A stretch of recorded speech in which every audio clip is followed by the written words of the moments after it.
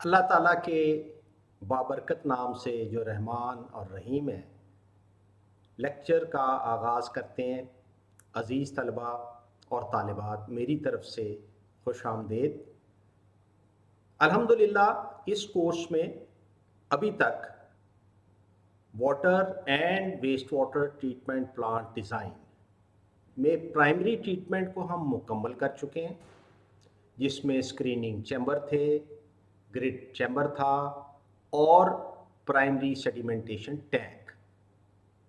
इनकी थ्योरी, इनका design criteria, इनके सॉल्व प्रॉब्लम, ये तमाम चीज़ें कवर हो चुकी हैं। आज हम मूव करेंगे सेकेंडरी ट्रीटमेंट की तरफ। सेकेंडरी ट्रीटमेंट में आपको जो टेक्नोलॉजीज़ इस कोर्स में कवर करवाई जाएंगी वो 4 हैं। Activated sludge, number 2 aerated lagoons, number 3 trickling filters और number 4 waste water stabilisation ponds. Waste water stabilisation pond को वेस्ट स्टेबलाइजेशन पॉन्ड भी कहा और लिखा जाता है। कुछ लोग इसके लिए ऑक्सीडेशन पॉन्ड का लफ्ज़ भी यूज़ करते हैं। वो दुरुस्त है, लेकिन अब ये लफ्ज़ ऑब्सोलीट हो चुका है, मतरूक हो चुका है। इसको अब इस्तेमाल नहीं किया जाता वेस्ट वाटर स्टेबलाइजेशन पॉन्ड्स के लिए। नया नॉमेनक्लेचर, जिसको वेस्ट वाटर स्टेबलाइजेशन पॉन्ड या वेस्ट स्टेबलाइजेशन पॉन्ड, इसको लिखा और ज़्यादा इस्तेमाल किया जाता है। ये 4 टेक्नोलॉजीज़ हैं जो हम इस कोर्स में कवर करेंगे। आज जो मौजूद गुफ्तगू है वो है very brief overview of secondary treatment, और हम आगाज़ करेंगे first secondary treatment technology, activated sludge. Activated sludge की थ्योरी आज कवर की जाएगी और नेक्स्ट लेक्चर में इंशाल्लाह एक सॉल्व प्रॉब्लम डिटेल वो हल की जाएगी। तो आए चलते हैं लेक्चर नंबर 9 की तरफ। डियर स्टूडेंट्स, याद रहे कि सेकेंडरी ट्रीटमेंट को बायोलॉजिकल ट्रीटमेंट भी कहा जाता है। इसकी क्या वजह है? इसकी वजह यह है कि ये बैक्टीरिया सरअंजाम देते हैं। ऐसे बैक्टीरिया जो कुदरती तौर पे पहले से एग्जिस्ट करते हैं। अगर इन बैक्टीरिया को सूटेबल एनवायरनमेंट प्रोवाइड किए जाएं तो ये कोलाइडल और डिसॉल्व्ड ऑर्गेनिक मैटर को वेस्ट वाटर के अंदर मौजूद उसको एज ए फूड यूटिलाइज करते हैं, और इन टर्न जो कोलाइडल और डिसॉल्व्ड ऑर्गेनिक मैटर हैं वो ख़त्म हो जाते हैं। वेस्ट वाटर में इनके ख़त्म होने से उसकी जो नुइसेंस है वेस्ट वाटर की, वो ख़त्म हो जाती है और हम सेफली इसको एनवायरनमेंट में रिलीज़ कर सकते हैं बग़ैर कोई बड़े नुकसान के या बोझ के एनवायरनमेंट के ऊपर।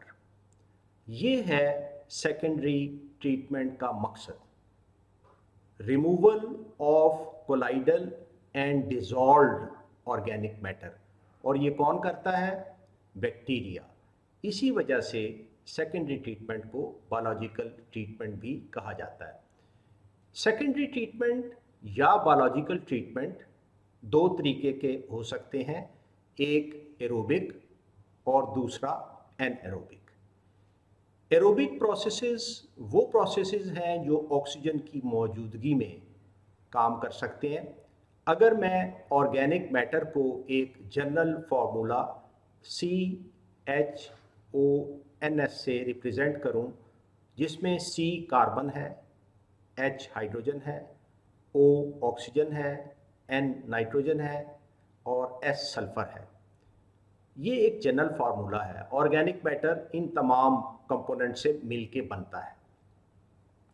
एरोबिक प्रोसेसेस में बैक्टीरिया जो कि ऑक्सीजन की मौजूदगी में काम करते हैं, वो कोलाइडल और डिसॉल्व्ड ऑर्गेनिक मैटर को कन्वर्ट कर देते हैं स्टेबल एंड प्रोडक्ट यानी carbon dioxide, water, sulphates, NO3 में और मज़ीद बैक्टीरिया पैदा होते हैं।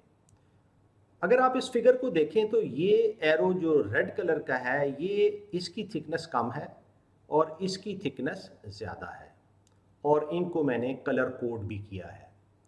याद रहे कि जितने भी एरोबिक प्रोसेसेस हैं उसमें जो सेल्स की कन्वर्शन है ऑर्गेनिक मैटर को जब प्रोसेस करते हैं बैक्टीरिया, वो ज़्यादा होती है। सेल की प्रोडक्शन ज़्यादा से मुराद के एरोबिक प्रोसेसेस में स्लज ज़्यादा पैदा होती है। ये बात आपने हमेशा याद रखनी है। और थोड़ा पोर्शन एनर्जी का या ऑर्गेनिक मैटर का एंड प्रोडक्ट्स में कन्वर्ट होता है। तो जितने भी एरोबिक सेकेंडरी या बायोलॉजिकल ट्रीटमेंट प्रोसेसेस हैं वो ज़्यादा स्लज प्रोड्यूस करते हैं। वजह उसमें बैक्टीरिया की प्रोडक्शन ज़्यादा होती है। तो हम कह सकते हैं the bulk of organic matter is converted into cell mass, that is bacteria, yielding a stable effluent which do not undergo further decomposition. Carbon dioxide is stable, water is stable, almost ये sulphates और NO3, ये sulphates और NO3 ये stable होते हैं और further decomposition इनकी नहीं होती, और ना ही ये एनवायरनमेंट के लिए हार्मफुल होते हैं। Which do not undergo further decomposition, more sludge is produced in aerobic processes because cell production is more.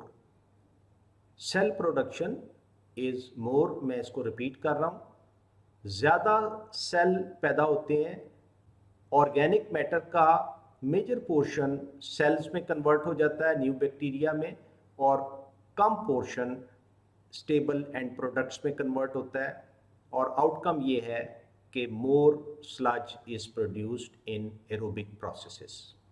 Aerobic processes की मिसाल अगर आपको मैं दूं तो एक्टिवेटेड स्लज एक एरोबिक प्रोसेस है, एरिएटेड लेगून एक एरोबिक प्रोसेस है, ट्रिकलिंग फिल्टर एक एरोबिक प्रोसेस है। ये तमाम प्रोसेसेस ऐसे हैं जो ऑक्सीजन की मौजूदगी में काम कर सकते हैं। अगर ऑक्सीजन ना हो तो ये काम नहीं कर सकते। आगे मूव करते हैं और एनएरोबिक प्रोसेसेस को देखते हैं। ये वो प्रोसेसेस हैं जिसमें ऑक्सीजन की ज़रूरत नहीं होती। बैक्टीरिया की टाइप ऐसी होती है जो बग़ैर ऑक्सीजन की मौजूदगी के भी काम कर सकती है और डिज़ोल्व्ड ऑर्गेनिक मैटर को मेटाबोलाइज कर सकती है स्टेबल एंड प्रोडक्ट्स में। इसमें जो ऑर्गेनिक मैटर है जिसको मैंने एक जनरल नेम से रिप्रेजेंट किया है CHONSA, इसमें थोड़ा पोर्शन सेल मैस में कन्वर्ट होता है और ज़्यादा पोर्शन इसका स्टेबल एंड प्रोडक्ट्स में कन्वर्ट होता है, जिसमें कार्बन डाइऑक्साइड, वाटर है, और एक स्पेसिफिक आउटकम एनएरोबिक प्रोसेस की याद रखिएगा। हर एनएरोबिक प्रोसेस में H2S gas, hydrogen sulphide gas और मीथेन ये ज़रूर पैदा होती हैं। तमाम एनएरोबिक प्रोसेसेस का नेचुरल आउटकम है H2S और CH4 और साथ नाइट्रोजन भी। इससे क्या हम नतीजा निकाल सकते हैं? इससे नतीजा ये निकाल सकते हैं कि जो एनएरोबिक प्रोसेसेस होते हैं उसमें स्लज की प्रोडक्शन कम होती है। स्लज की प्रोडक्शन अगर कम होती है तो स्लज हैंडलिंग आसान हो जाती है।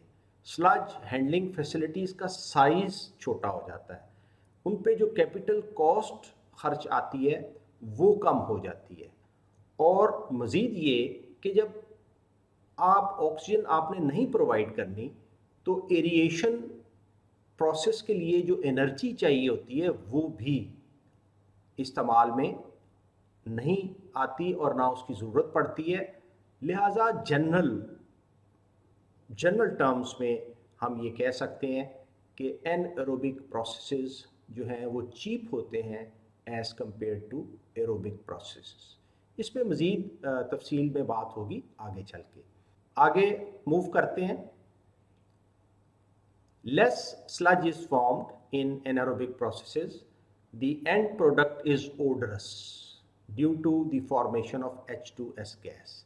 याद रखिएगा, एनएरोबिक प्रोसेसेस में जो एंड प्रोडक्ट है वो ओडरस होता है, और उसकी वजह क्या है? H2S gas, hydrogen sulphide gas. Hydrogen sulphide gas की जो स्मेल है वो रॉटन एग की तरह होती है, बड़ी इरिटेटिंग, बड़ी पंजेंट और काफ़ी अनकंफर्टेबल होती है, आप वहाँ खड़े नहीं हो सकते। तो ये आउटकम है एनारोबिक प्रोसेसेस का। इन दो डिवीजन्स के अलावा भी बायोलॉजिकल ट्रीटमेंट्स को डिवाइड किया जा सकता है दो मेजर टाइप्स में, सस्पेंडेड ग्रोथ प्रोसेस और अटैच्ड ग्रोथ प्रोसेस। अब इनमें आपस में क्या फ़र्क है इसको हम देखते हैं। जैसा कि ये लफ्ज़ जाहिर कर रहा है सस्पेंडेड ग्रोथ, ये वो प्रोसेसेस हैं बायोलॉजिकल ट्रीटमेंट प्रोसेसेस जिनमें बैक्टीरिया को सस्पेंशन में रखा जाता है एजिटेशन के थ्रू या एरिएशन के थ्रू, और वो सस्पेंशन में रह के ऑर्गेनिक मैटर को कंज्यूम करते हैं। इसलिए ऐसे प्रोसेसेस को सस्पेंडेड ग्रोथ प्रोसेस कहते हैं। इसकी मिसाल activated sludge process is a suspended growth process, aerated lagoon is a suspended growth process, sequencing batch reactor ये एक फॉर्म है एक्टिवेटेड स्लज की, ये भी सस्पेंडेड ग्रोथ प्रोसेस है। Oxidation ditch, this is also a suspended growth process, ये भी एक मॉडिफाइड फॉर्म है एक्टिवेटेड स्लज प्रोसेस की। Membrane bio reactors MBR, membrane bio reactors, ये भी एक सस्पेंडेड ग्रोथ प्रोसेस की एग्जाम्पल है। आगे चलते हैं, अटैच ग्रोथ प्रोसेस। ये वो प्रोसेस है जिसमें आप बैक्टीरिया को सस्पेंशन में नहीं रखते, बल्कि आप बैक्टीरिया को ये मौका फराहम करते हैं कि वो एक मीडियम के साथ अटैच हो जाए, वहाँ पे जाके बैठ जाए और वहाँ बैठ के ऑर्गेनिक मैटर को यूटिलाइज करें। ऐसे प्रोसेसेस को अटैच्ड ग्रोथ प्रोसेस कहते हैं, जैसा कि लफ्ज़ से भी जाहिर हो रहा है attach growth. Bacteria adhere to a medium and carry out treatment of waste water. Examples इसकी क्या है? ट्रिकलिंग फिल्टर्स, ये इसकी एक एग्जाम्पल है। रोटेटिंग बायोलॉजिकल डिस्क कॉन्टैक्टर्स, ये भी इसकी एक एग्जाम्पल है। इसमें बहुत सारे नाम नए आपके लिए हैं, आ रहे हैं। सीक्वेंसिंग बैच रिएक्टर है, ऑक्सीडेशन डिच है, MBR है, RBC है। क्योंकि एग्जाम्पल आपको देनी थी इसलिए इनका जिक्र आ गया है। ये आपके कोर्स में कवर नहीं होंगे, लेकिन आप इनको नेट से या यूट्यूब से देख सकते हैं। इनका डिज़ाइन क्राइटेरिया, इन पे काफ़ी मटेरियल मौजूद है।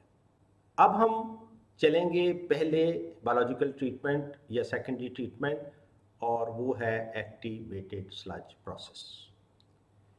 एक्टिवेटेड स्लज प्रोसेस, अगर मैं आपसे ये कहूँ या इंटरव्यू में आपसे फ़र्ज़ कर लेते हैं, ये सवाल होता है कि आप एक्सप्लेन करें कि एक्टिवेटेड स्लज प्रोसेस क्या है, उसकी कोई ब्रीफ डिस्क्रिप्शन दें। आप इस सवाल का क्या जवाब देंगे? इस सवाल का जवाब आपको यहाँ दिया जा रहा है, और इसको हम प्रोसेस डिस्क्रिप्शन कहते हैं, जिसमें हम ब्रीफली ये डिफ़ाइन करते हैं कि ये प्रोसेस कैसे काम करता है।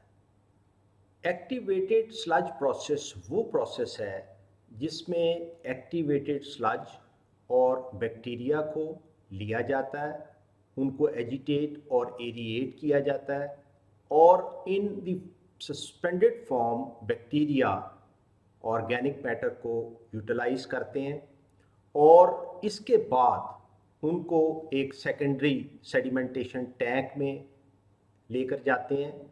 वेस्ट वाटर और एक्टिवेटेड स्लज के मिक्सचर को वहाँ क्वाइट कंडीशंस प्रोवाइड की जाती हैं। एक्टिवेटेड स्लज बॉटम पे बैठता है, कुछ पोर्शन वेस्ट किया जाता है उस एक्टिवेटेड स्लज का, और कुछ दोबारा सिस्टम में रिसाइकल कर दिया जाता है। जो सुपरनेटेंट है, after the settlement of activated sludge, उसको फिर एनवायरनमेंट में डिस्चार्ज कर दिया जाता है। वो इस हालत में होता है कि उसकी बीओडी काफ़ी कम होती है, पोल्यूटेंट्स लेवल काफ़ी कम हो गए होते हैं, और वो सेफ़ होता है एनवायरनमेंट में डिस्पोज करने के लिए। और मोस्टली अगर एक्टिवेटेड स्लज ठीक काम कर रहा हो तो ये बिल्कुल क्लियर वाटर होता है, देखने में आपको बिल्कुल महसूस नहीं होगा कि ये वेस्ट वाटर है, आम पानी की तरह आपको लगेगा, इतना क्लियर होता है। ये है ब्रीफ डिस्क्रिप्शन एक्टिवेटेड स्लज की। एक्टिवेटेड स्लज को अब आपके सामने मैं एक्सप्लेन करने लगा हूँ एक कॉन्सेप्ट डायग्राम के ज़रिए। पूरा प्रोसेस या पूरा ट्रीटमेंट प्लांट जो एक्टिवेटेड स्लज पे बेस्ड है, वो आपके सामने एक कॉन्सेप्ट डायग्राम की सूरत में आएगा, और मैं उसको एक्सप्लेन करूँगा बिट बाय बिट।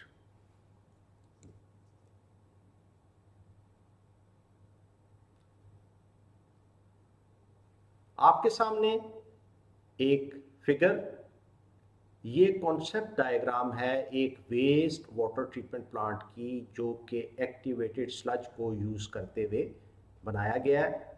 आप अगर इसको देखें, वेस्ट वाटर सबसे पहले स्क्रीन्स में एंटर हुआ, प्राइमरी ट्रीटमेंट हो रही है, फिर ग्रिड चैम्बर में एंटर हुआ, फर्दर ट्रीटमेंट हुई, इनऑर्गेनिक्स रिमूव हुए, फिर वो प्राइमरी सेडिमेंटेशन टैंक में आया, यहाँ पे बड़े पार्टिकल्स, सस्पेंडेड सॉलिड्स ये रिमूव हुए, और इसके बाद एरिएशन टैंक में आ गया।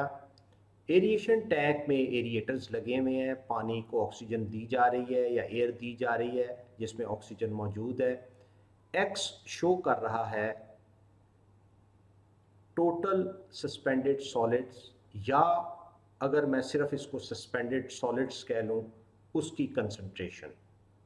X is showing the suspended solid concentration in aeration tank। ये एरिएशन करने के बाद, बैक्टीरिया को ऑक्सीजन देने के बाद, बैक्टीरिया ने ऑर्गेनिक मैटर को यूटिलाइज किया, यूटिलाइज करके उसके बाद उस वेस्ट वाटर और एक्टिवेटेड स्लज को secondary sedimentation tank SST secondary sedimentation tank में लाया गया। यहाँ पे एक्टिवेटेड स्लज नीचे बॉटम पे सेटल डाउन हो गई और क्लियर सुपरनेटेंट को एनवायरनमेंट में रिलीज कर दिया गया। इस स्लज का कुछ पोर्शन वेस्ट कर दिया जाएगा, इसको मैंने कलर कोड किया हुआ है। रेड कलर वेस्टेड स्लज को शो कर रहा है, और ये जो ग्रीन कलर का एरो है, ये स्लज के उस पोर्शन को शो कर रहा है जिसको रीसर्कुलेट सिस्टम के अंदर कर दिया जाएगा। इसको अगर आप देखें, यहाँ मैंने लिखा है returned activated sludge, RAS, return activated sludge. Flow rate Q है, R सबस्क्रिप्ट है जो कि शो कर रहा है it is the flow rate of return sludge. X is the suspended solid concentration in return sludge, और सबस्क्रिप्ट R शो कर रहा है कि ये सस्पेंडेड सॉलिड कंसंट्रेशन है रिटर्न स्लज में। Red portion is the portion of sludge which is wasted.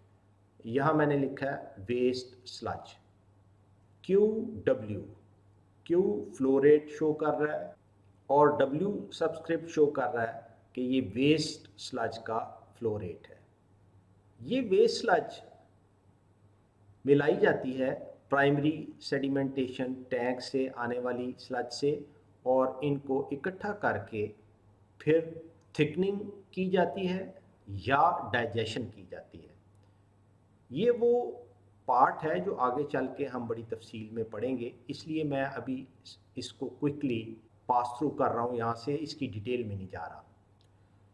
Thickening या digestion के बाद डी वाटरिंग की जाती है। स्लज की। उसके मुख्तलिफ़ तरीके हैं, स्लज ड्राइंग बेड्स भी इस्तेमाल किए जाते हैं या बेल्ट प्रेस इस्तेमाल किया जाता है। यहाँ एक बड़ा बुनियादी फ़लसफ़ा है एक्टिवेटेड स्लज का, उसको समझ लेना अशद ज़रूरी है। सवाल ये है कि कुछ पोर्शन ऑफ स्लज को वापस क्यों सिस्टम के अंदर भेज दिया जाता है, उसकी क्या वजह है? याद रखें, उसकी वजह ये है, हम ये चाहते हैं कि बैक्टीरिया की बहुत सारी तादाद इस एरिएशन टैंक में मौजूद रहे। जितने ज़्यादा बैक्टीरिया होंगे उतने ही जल्दी ऑर्गेनिक मैटर कंज्यूम हो जाएगा। अगर बैक्टीरिया की तादाद कम होगी तो ऑर्गेनिक मैटर भी कम कंज्यूम होगा। लेकिन हम ये चाहते हैं कि इस एरिएशन टैंक में, जिसमें आम तौर पे 6 से लेके 10 घंटे तक का एरिएशन टाइम दिया जाता है, इस टाइम में मैक्सिमम ऑर्गेनिक मैटर यूटिलाइज हो जाए। और उसका एक ही तरीका है कि हम बैक्टीरिया की बहुत हाई कंसंट्रेशन इस में मेंटेन रखें। और यही वजह है कि स्लज का काफ़ी पोर्शन दोबारा से सिस्टम में रीसर्कुलेट कर दिया जाता है। ये इसका बुनियादी वजह है रीसर्कुलेशन की। इसकी मैं आपको एक मिसाल, सादा मिसाल देता हूँ। फ़र्ज़ करें एक रोस्ट किया हुआ भुना हुआ बकरा, ज़बरदस्त पका हुआ, वो रखा जाता है और 2 आदमियों को ये कहा जाता है कि आप इसको ख़त्म करना आपने। अब वो 2 आदमी, 2 स्टूडेंट्स भी हो सकते हैं जो ज़रा खुशखुराक हैं। अब वो बेचारे कितना खा लेंगे, उनका पेट भर जाएगा, फिर वो उसको फ्रीज़ करेंगे, फिर अगले दिन कुछ खाएंगे, फिर उससे अगले दिन कुछ खाएंगे और बड़ी मुश्किल से हो सकता है 1 हफ़्ते में उसको ख़त्म कर पाएँ। तो टाइम बहुत ज़्यादा लग गया। लेकिन इसके अगेंस्ट अगर मैं एक रोस्ट बकरा, लैम, उसको रख देता हूँ और एनवायरमेंटल इंजीनियरिंग के चारों सेशंस के स्टूडेंट्स को 200 को बुला लेता हूँ और कहता हूँ कि लें जी आपकी आज दावत है, तो आपका क्या ख्याल है वो कितनी देर में ख़त्म हो जाएगा? फ़ौरन, बड़ी जल्दी। और क्या होगा, हर स्टूडेंट के हिस्से थोड़ा थोड़ा वो रोस्ट का पीस आएगा जिससे उसका पेट अभी भरा नहीं होगा। बिल्कुल यही हालत बैक्टीरिया की हम चाहते हैं कि जब वो एरिएशन टैंक में हो तो इतनी तादाद में हो कि जब वो फूड को यूटिलाइज कर लें तो वो स्टिल हंगरी हो और हम उनको सेकेंडरी सेडिमेंटेशन टैंक में ले जाएं और वो उस हंगरी और वीक स्टेट में बिल्कुल, एक आप समझ लें, अधमोई स्टेट में वो नीचे इजीली बैठ जाए और फिर हम उनको दोबारा से रीसर्कुलेट कर दें। इतनी देर में वो जो फूड है वो यूटिलाइज हो चुकी हो और उनकी भूख फिर से चमक उठी हो और हम फिर उनको थोड़ा सा खाना दें और फिर उनको सेकेंडरी सेडिमेंटेशन टैंक में ले जाएं ताकि वो ज़्यादा इधर उधर, अगर तो वो पेट भरा होगा, जब आपका पेट भरा होता है तो आप तो बड़े एक्टिव होते हैं, इधर उधर आप उछलते कूदते भी हैं और खूब एक्टिविटी भी करते हैं। लेकिन अगर आप बिल्कुल नहीफ़ो नज़ार हों और आपको खाने का एक लुक़मा दे दिया जाए तो आप 100 मीटर नहीं दौड़ सकते, आपको भूख बड़ी तेज़ लगी हुई है, आप कमज़ोर हुए हुए हैं। ये बिल्कुल यही हालत हम बैक्टीरिया की रखना चाहते हैं।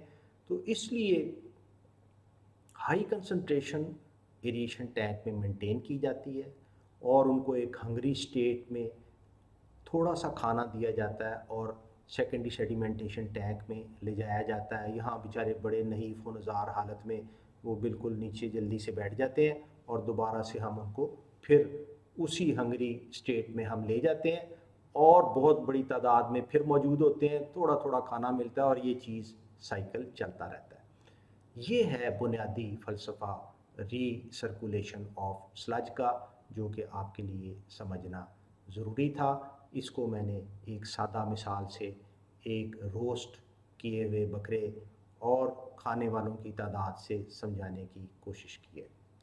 आगे मूव करते हैं, हम देखते हैं आगे हमारे लिए क्या है। ये टर्म्स जो इसके अंदर इस्तेमाल की गई हैं कॉन्सेप्ट डायग्राम के अंदर, इसको एक्सप्लेन किया गया है। X is MLSS solids concentration in aeration tank AT। AT means aeration tank. QR is flow rate of return activated sludge. Q is flow rate, R is returned activated sludge. QW is flow rate of waste sludge. Q is flow rate, W is waste.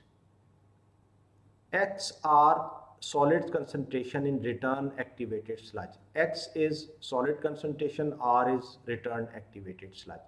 तो ये subscript लगाकर इनको differentiate किया गया है ताकि इनको समझना आसान हो। अब एक अगला सवाल जो बहुत ज़्यादा वाइवाज में भी पूछा जाता है और बाज़ औक़ात अगर आपका टेक्निकल इंटरव्यू हो रहा है तो वहाँ भी पूछ लिया जाता है, और वो सवाल ये होता है कि एक्टिवेटेड स्लज क्या होती है और एक्टिवेटेड स्लज को एक्टिवेटेड स्लज क्यों कहा जाता है। यहाँ हम इसका जवाब देखेंगे। What is activated sludge? Activated sludge is a heterogeneous mean इसमें मुख्तलिफ माइक्रो ऑर्गेनिजम्स होंगे, एक ही किस्म के नहीं होंगे। Activated sludge is a heterogeneous microbial culture or floc which is composed of bacteria, which is composed of protozoas, which is composed of rotifers। Bacteria भी micro organism है, प्रोटोजोआस भी माइक्रो ऑर्गेनिज्म है, रोटीफर्स भी माइक्रो ऑर्गेनिज्म है। Bacteria ज़रा छोटे होते हैं, प्रोटोजोआस का साइज़ उनसे बड़ा होता है, रोटीफर्स का उससे भी बड़ा होता है। So activated sludge is a heterogeneous microbial culture और फ्लॉक। ये कल्चर क्या है, ये फ्लॉक क्या है, मैं इसको भी डिफाइन करता हूँ, थोड़ा इंतज़ार करें, पहले मुझे डेफिनेशन को मुकम्मल कर लेने दें। मैं रिपीट करता हूँ, activated sludge is a heterogeneous microbial culture which is composed of bacteria, protozoas and rotifers which are produced in raw or settled sewage by the growth of these microorganisms। ये खुद ब खुद ग्रो करते हैं और grow करके मिल के एक फ्लॉक बना लेते हैं। फ्लॉक का मतलब है ग्रुप कर लेना, एक दूसरे से अटैच हो जाना। And because they are centres of high biological activity, ये बड़ी तेज़ी से ऑर्गेनिक मैटर को कंज्यूम करने की सलाहियत रखते हैं, इसलिए इनको एक्टिवेटेड स्लज कहा जाता है। कल्चर का क्या मतलब है? कल्चर आपने सुना होगा कि लेबॉर्ट्री टेस्ट में वो कल्चर किया, ब्लड का कल्चर किया। कल्चर ये है कि माइक्रो ऑर्गेनिजम्स को और फूड को और न्यूट्रिएंट्स को जो उनको चाहिए, उनको अगर आप एक जगह रख दें और सूटेबल एनवायरनमेंट प्रोवाइड करें कि वो ग्रो करें, तो इसको कल्चर कहा जाता है। तो मैं समराइज करता हूँ। Activated sludge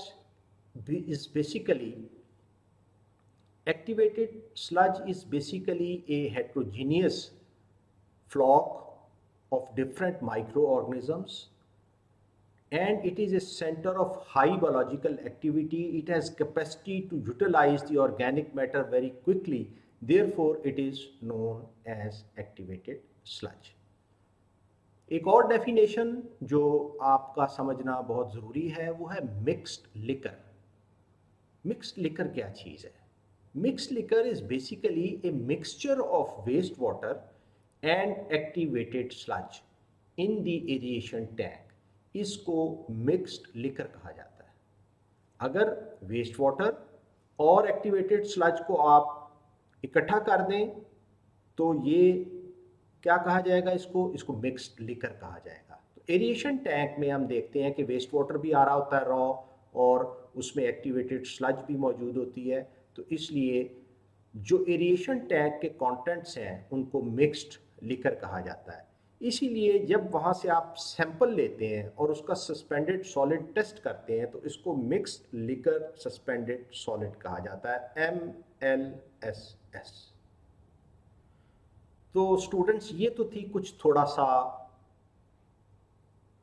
डिस्क्रिप्शन प्रोसेस की, उसकी कॉन्सेप्ट डायग्राम, उससे रिलेटेड कुछ डेफिनेशंस।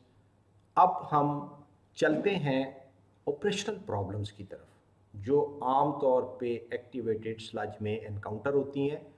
3 ऑपरेशनल प्रॉब्लम्स आपके सामने लिस्ट डाउन की गई हैं। सबसे पहले स्लज बल्किंग है, ये एक ऑपरेशनल प्रॉब्लम है। दूसरे नंबर पे राइजिंग स्लज है, ये भी एक ऑपरेशनल प्रॉब्लम है। तीसरे नंबर पे नोकार्डिया फोम। नोकार्डिया फोम एक फोमिंग इतनी हो जाती है कि ऑपरेशन वहाँ पे डिफ़िकल्ट हो जाता है। इसको कैसे हल किया जाता है, इसकी वजूहात क्या हैं हर ऑपरेशनल प्रॉब्लम की, इसको हम डिस्कस करेंगे।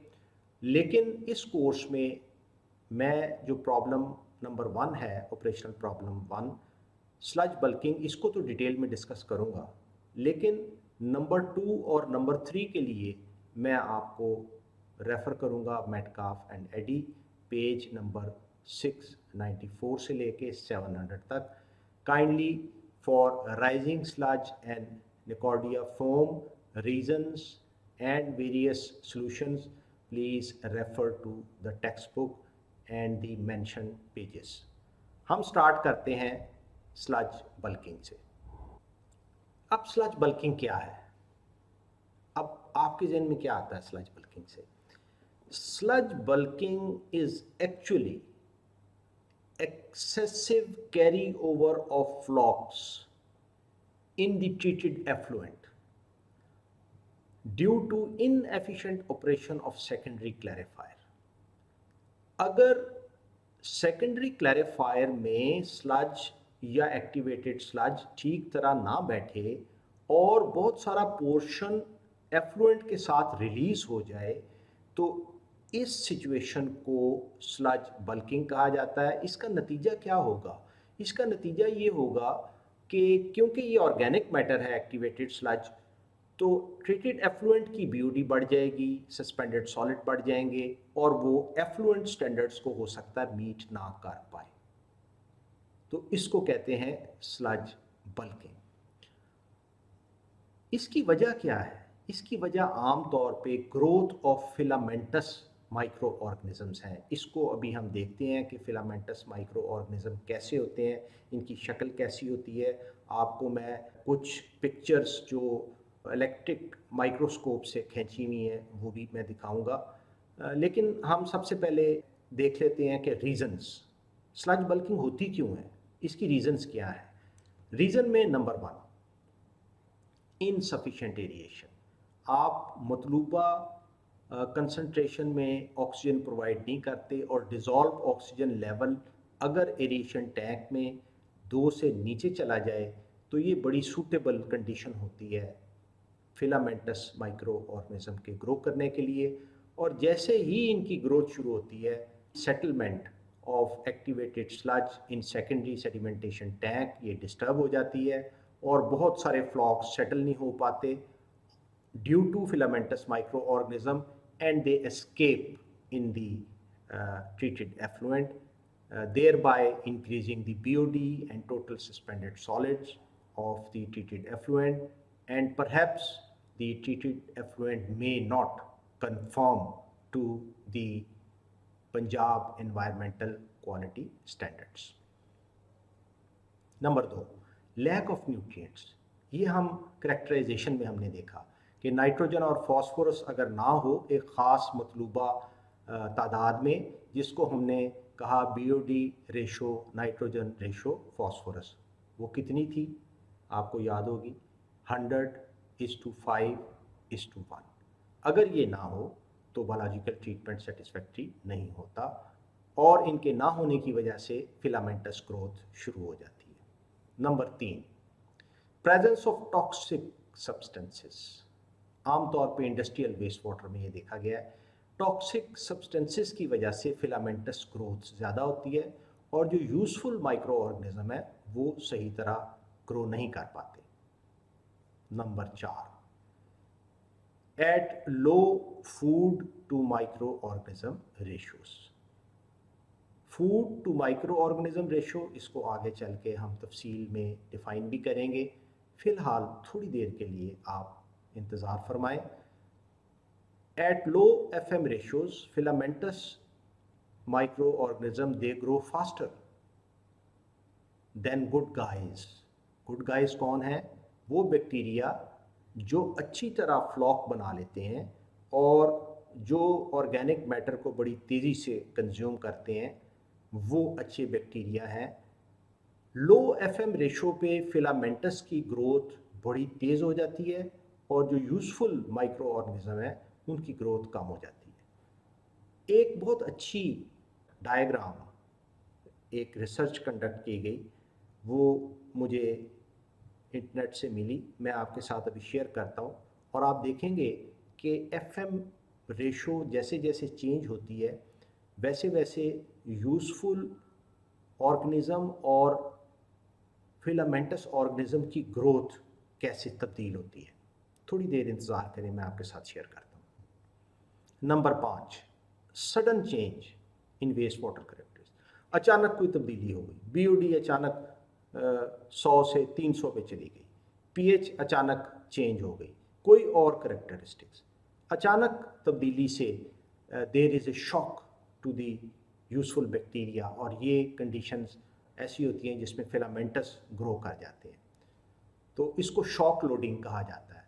और आपने देखा पहले कि इक्वलाइजेशन बेसन हमने जो प्रोवाइड किया उसका मकसद भी ये था कि हम एक फेयरली होमोजेनाइज्ड, जिसकी कैरेक्टरिस्टिक्स में कोई सडन या सिग्निफिकेंट चेंजेस ना हो, वो वेस्ट वाटर आगे सेकेंडरी ट्रीटमेंट को दें ताकि ट्रीटमेंट अच्छे तरीके से चल सके और जो मतलूबा नताइज हैं और वो हासिल हो सकें। और मतलूबा नताइज क्या है कि एफ्लुएंट स्टैंडर्ड्स मीट हो जाएं, यही हमारा मेन टारगेट होता है ट्रीटमेंट का।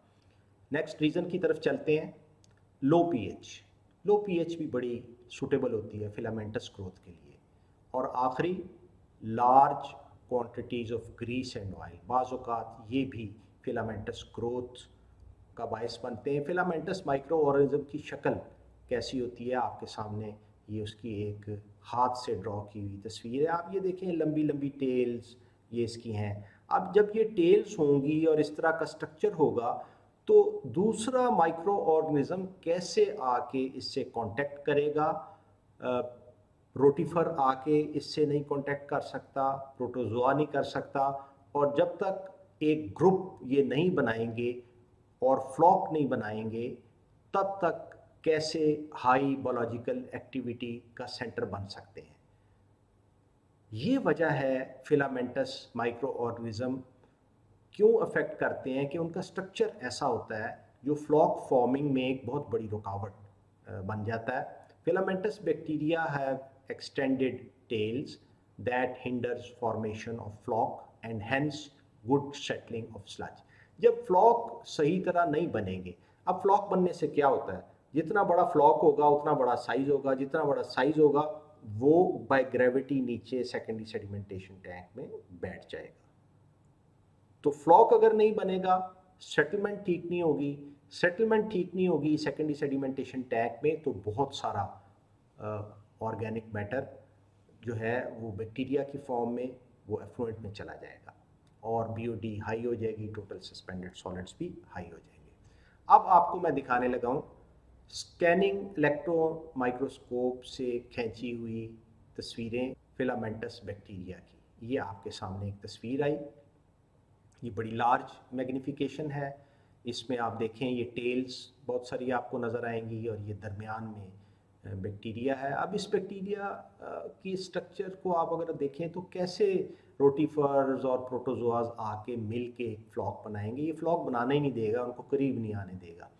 एक और पिक्चर है, ये आपके सामने मैं लेकर आ रहा हूँ, ये भी इलेक्ट्रॉन माइक्रोस्कोप से खींची गई है और आपके सामने है फिलामेंटस माइक्रो ऑर्गेनिज्म की। और अगर आप नेट पे जाएं तो आपको इस तरह की पिक्चर्स वहाँ से मिल जाएंगी, मैंने भी इंटरनेट से इनको लिया है।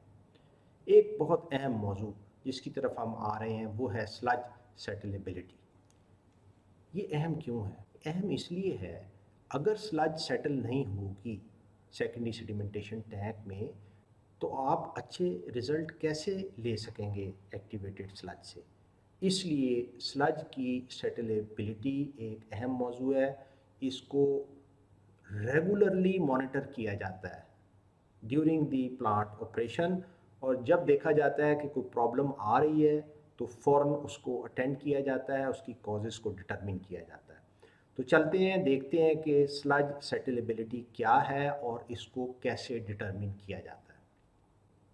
जैसा कि हम डिस्कस कर चुके हैं अभी थोड़ी देर पहले कि परफॉर्मेंस एक्टिवेटेड स्लज की मेजर की जाती है by good settleability of sludge in secondary sedimentation tank and sludge settleability is measured.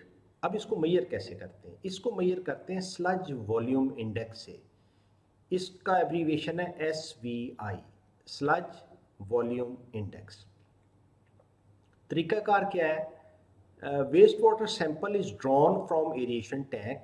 जो भी एरिएशन टैंक है वहाँ से आप 1 लीटर सैंपल ड्रॉ कर लेते हैं and allowed to settle for 30 minutes in a 1000 ml cylinder. या तो आप सिलेंडर को यूज़ कर लें या इमहॉफ कोन को भी आप यूज़ कर सकते हैं। आधा घंटा सेटल होने का टाइम दें और देख लें नीचे कितने सॉलिड्स सेटल हुए हैं। उन सॉलिड्स को आप मेजर कर लेते हैं और वो हमेशा मिलीलीटर में होते हैं। Mathematically sludge volume index it is equal to VS into 1000 divided by MLSS, और इसके यूनिट्स हैं मिलीलीटर पर ग्राम। 1 लीटर सैंपल ड्रॉ करने के बाद आप 2 काम करते हैं। पहला काम तो आप इमहॉफ कोन से ये देख लेते हैं कि उसके बॉटम पे कितने सॉलिड सेटल हुए, वो मिलीलीटर में डिटरमिन हो जाते हैं। और उसके बाद उस सैंपल को दोबारा शेक करके उसमें से एक छोटा सैंपल लेके आप सस्पेंडेड सॉलिड टेस्ट लगाते हैं, और वो जो सस्पेंडेड सॉलिड का रिजल्ट आता है उसको कहते हैं MLSS, mixed liquor suspended solid. Aeration tank में जो पानी होता है उसको क्या कहते हैं? Mixed liquor. मिक्स्ड लिकर क्या होता है? वेस्ट वाटर और एक्टिवेटेड स्लज का मिक्सचर। तो जब उसके सस्पेंडेड सॉलिड आप करेंगे तो हम उसको कहेंगे mixed liquor suspended solid. Test का तरीकाकार वही है जो TSS का तरीकाकार है, जो आपने लेबॉर्ट्री टेक्निक्स में पढ़ा था और लैब्स में किया था। डिफाइन कर लेते हैं, इसमें जो टर्म्स यूज हुई हैं, VS is settleable solids in millilitre per litre and MLSS it is equal to mixed liquor suspended solids, और ऑब्वियसली इसके यूनिट्स हैं मिलीग्राम्स पर लीटर। MLSS क्या चीज़ है?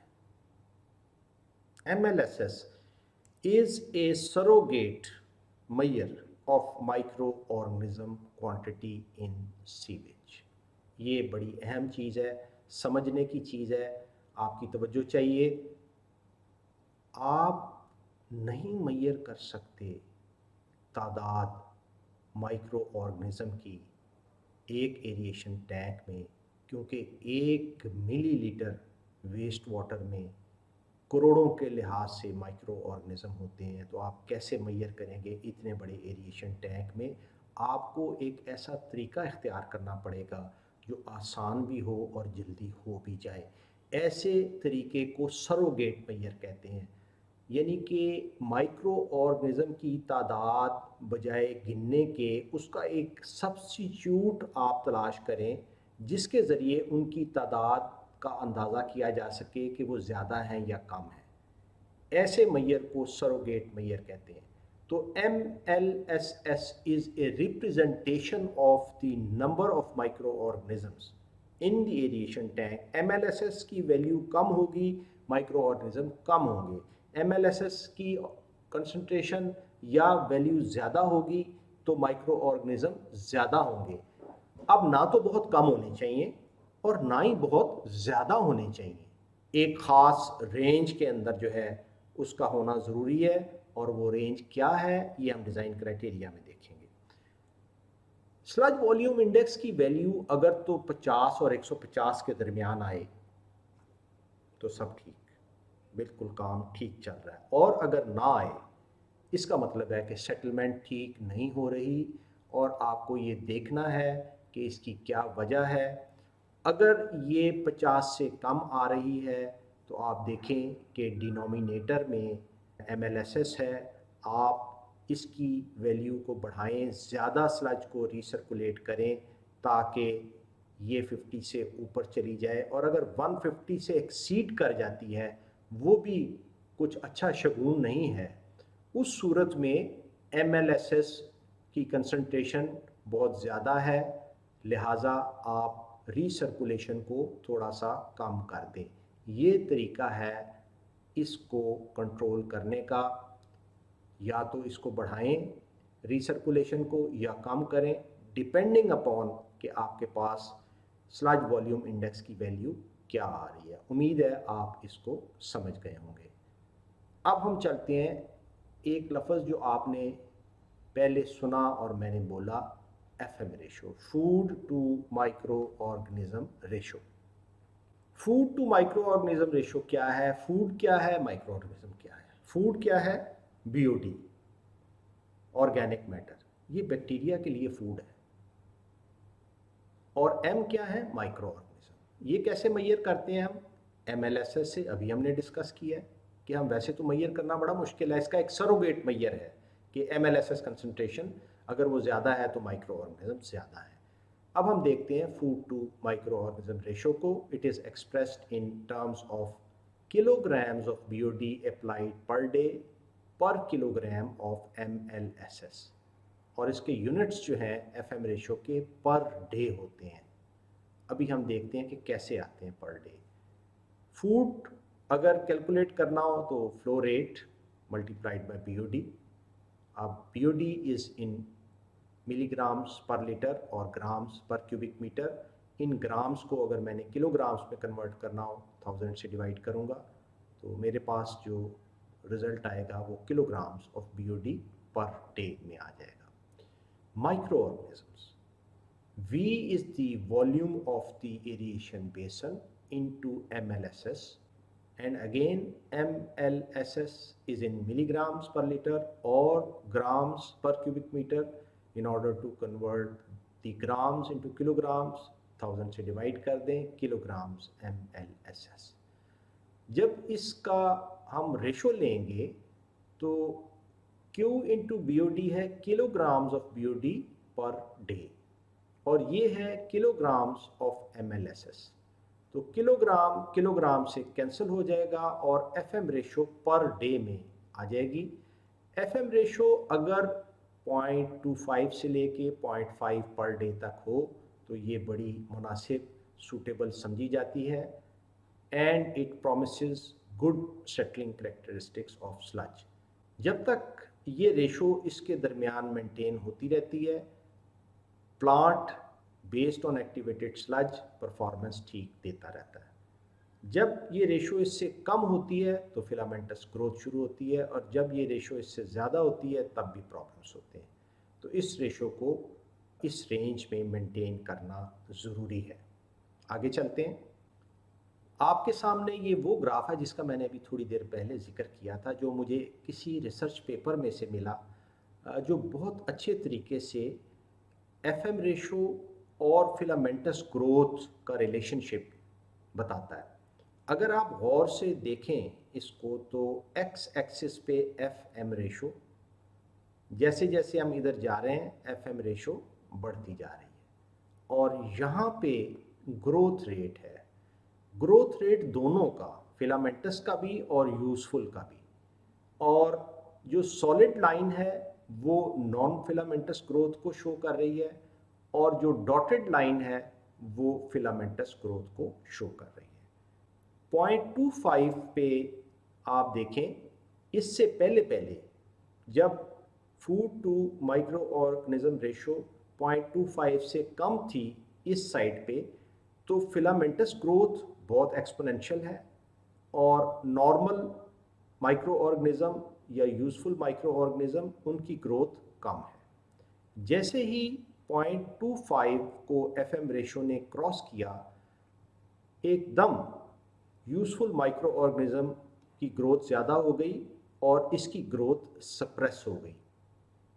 और ये सिलसिला यहाँ तक चलता रहा जब तक FM रेशो 0.5 तक पहुँच गई। तो ये जो रेंज है यहाँ से लेके FM रेशो की 0.25 से लेके 0.5 तक, इसमें फिलामेंटस ग्रोथ इतनी ज़्यादा नहीं है as compare to useful micro organism growth. इसीलिए ये जो रेशो है इसको इस रेंज में रखना ज़रूरी है। ये ग्राफ जो एक्चुअल रिसर्च पे बेस है बड़ी अच्छी इंसाइट दे रहा है, relationship between the FM ratio and the growth of filamentous microorganisms। अब मैं आने लगा हूँ सबसे अहम पैरामीटर एक्टिवेटेड स्लज में, जो कि एक्टिवेटेड स्लज का डिज़ाइन और ऑपरेशनल पैरामीटर है। ये बड़ा अहम है, इसको बारीकी से समझना इंतहाई ज़रूरी है, आपकी तवज्जो फौरी तौर पे चाहिए। What is solids retention time? Solids से मुराद माइक्रो ऑर्गेनिजम्स हैं, एक्टिवेटेड स्लज है। It is the average time the activated sludge solids remain in the system। होता क्या है, ज़रा ज़रा समझें थोड़ा सा।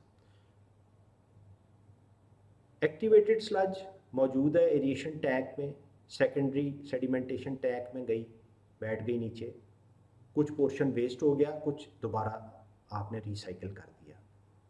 अब ये जो रिसाइकिल हुआ है ये दोबारा मज़ीद माइक्रो ऑर्गेनिज्म ग्रो किए, वो फिर गए सेकेंडरी सेडिमेंटेशन टैंक में, नीचे बैठे, कुछ वेस्ट कर दिया, कुछ रिसाइकिल कर दिया। अब सिस्टम के अंदर माइक्रो ऑर्गेनिज्म कितनी देर रहा और फिर वो बाहर निकला, इसको कहते हैं solid retention time. SRT is an important design and operating parameter for activated sludge process and it is expressed in days। इसके जो यूनिट्स हैं वो डेज हैं। Also called mean cell residence time MCRT। Metcalf and Eddy में आप इसको SRT पढ़ेंगे, solid retention time, लेकिन कुछ दूसरी बुक्स में इसी सॉलिड रिटेंशन टाइम को मीन सेल रेजिडेंस टाइम भी लिखा गया है, MCRT। They are one and the same thing, सिर्फ नाम का फ़र्क है और कुछ फ़र्क नहीं। आखिर में इस लेक्चर के हम डिस्कस करेंगे briefly and quickly design criteria for the activated sludge process. सबसे पहला पैरामीटर है SRT और mean cell residence time. It is equal to 5 to 10 days। ये एक रेंज है, 5 दिन से लेके 10 दिन तक आपने इसके अंदर रहना है। अब लोअर वैल्यू कब सिलेक्ट करनी है, हायर वैल्यू कब सिलेक्ट करनी है, ये बड़ा इंपॉर्टेंट है इसका समझना।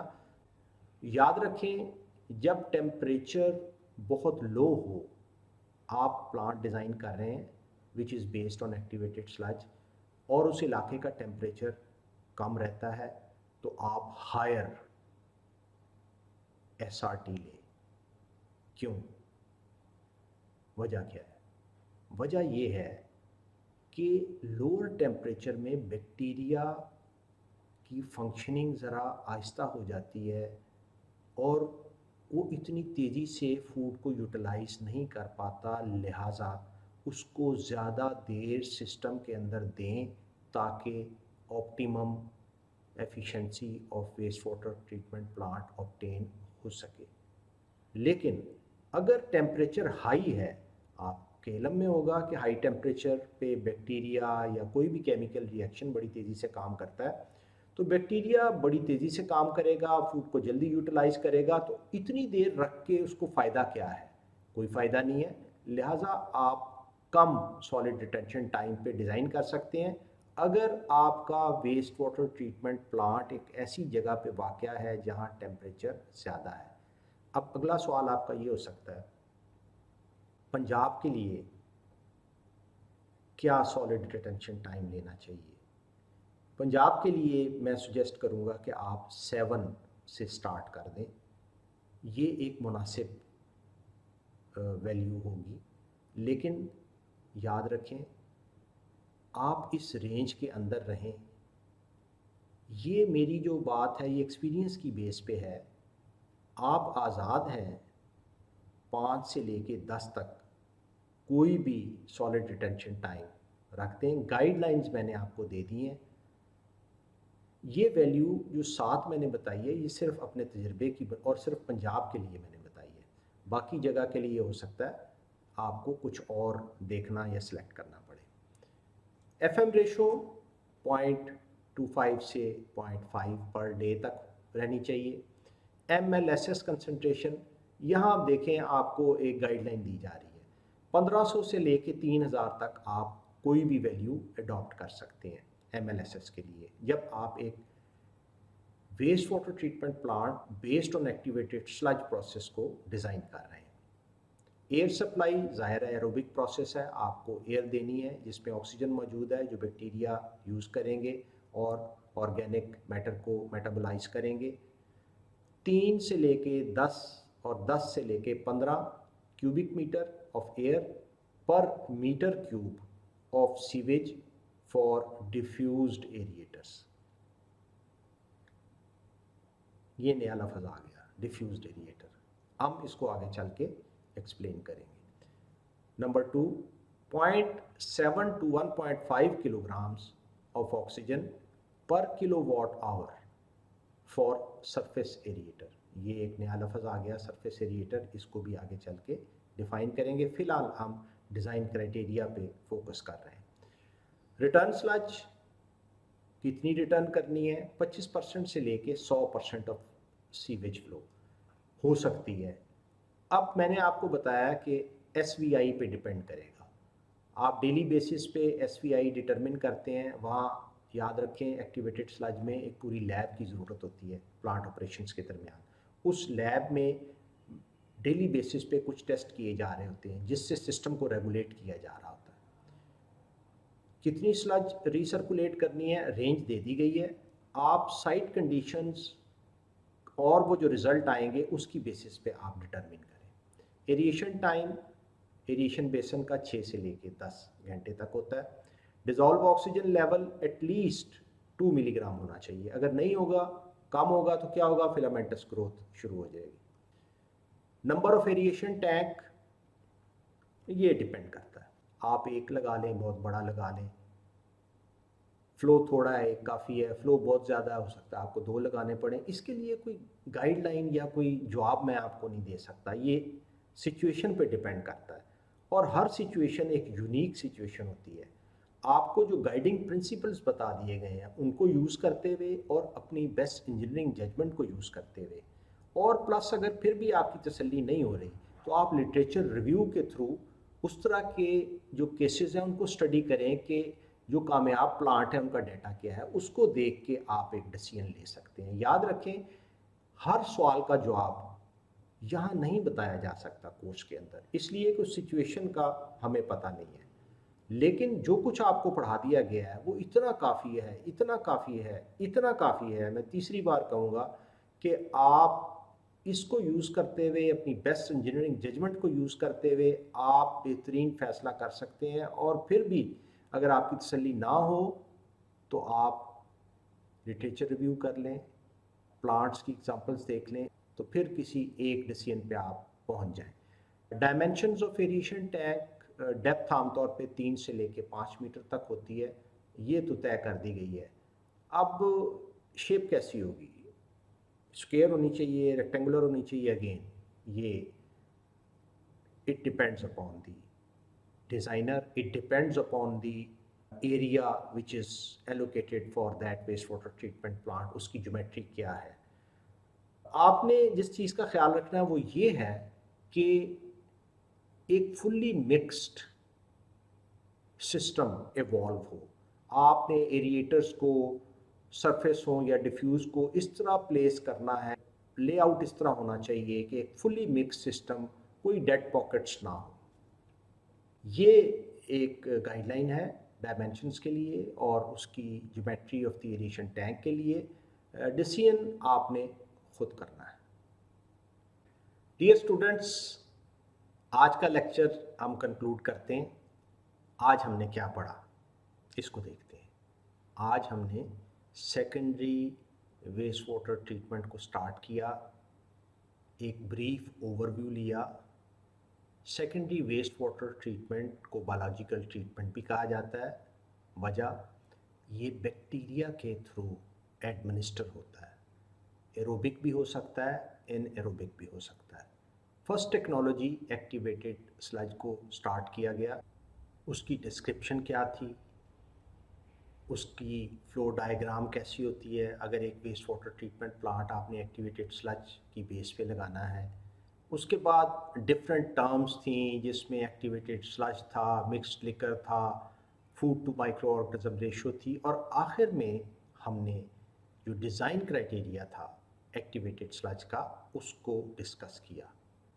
यहाँ मैं लूँगा आपसे इजाज़त इस दुआ के साथ कि थर्ड वेव में अल्लाह ताला आपको मुकम्मल अपनी हिफाजत में रखे, कामयाबी आपका मुकद्दर हो, दीन और दुनिया की फलाह अल्लाह ताला आपको नसीब फरमाए। मेरी तरफ़ से खुदा हाफ़िज़। अस्सलामु अलैकुम व रहमतुल्लाह।